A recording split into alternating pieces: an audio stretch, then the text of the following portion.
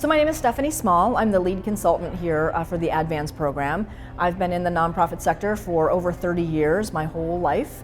I've led nonprofits as an executive director. I've been consulting for the past 10 years, and I'm based in Phoenix, Arizona. But I am a certified life cycles trainer, and I have studied with Dr. Susan Kenny-Stevens to do this method. And back in Phoenix, I'm actually a life cycles consultant and do all of my practice through the life cycles lens. ADVANS program is the capacity building program from the Gifford Charitable Trust.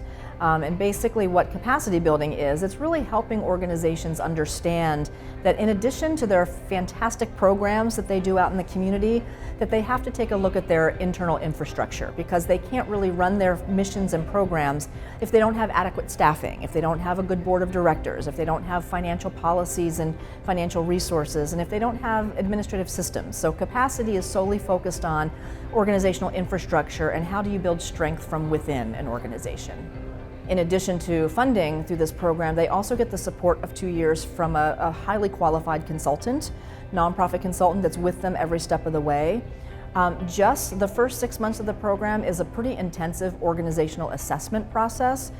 Just going through that process alone is life-changing for most organizations, because they start to see things that the consultant is helping them see that maybe they haven't seen before, and helps them address problems head on, and it also helps them celebrate their successes and things that they've done well.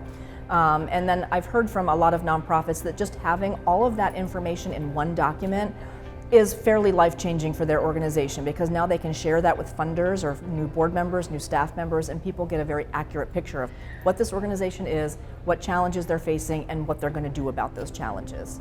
Well, the life cycles philosophy was created by Susan Kenny-Stevens, who has written a book called The Life Cycles Guide to Capacity Building.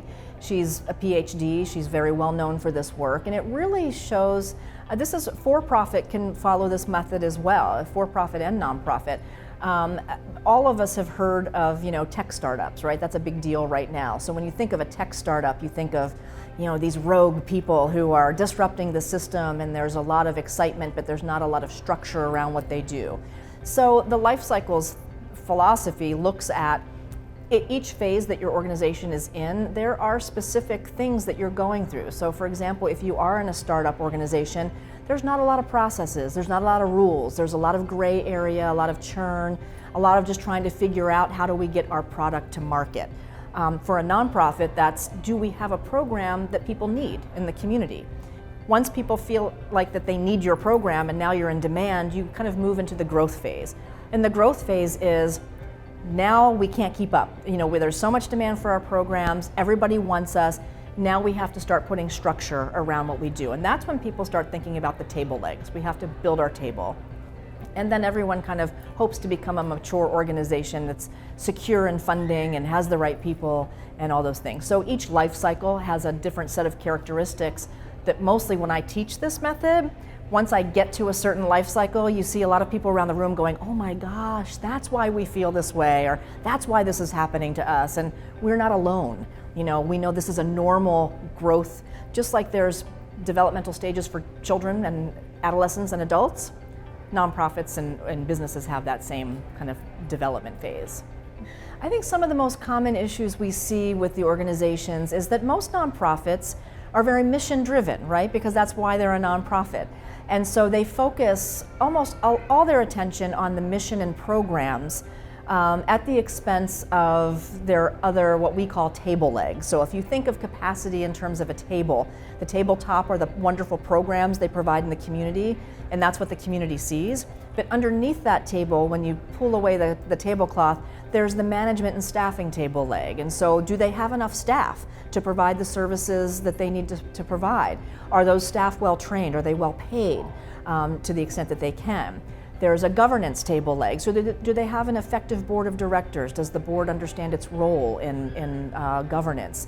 There's a financial resources table leg. So do they have budgeting processes? Do they have a budget that can actually support the programs that they're providing? Do they have a fundraising plan? Do they have financial policies that will keep them in compliance with their nonprofit status? And then finally, what we see actually the most of is the least sexy table leg is administrative systems.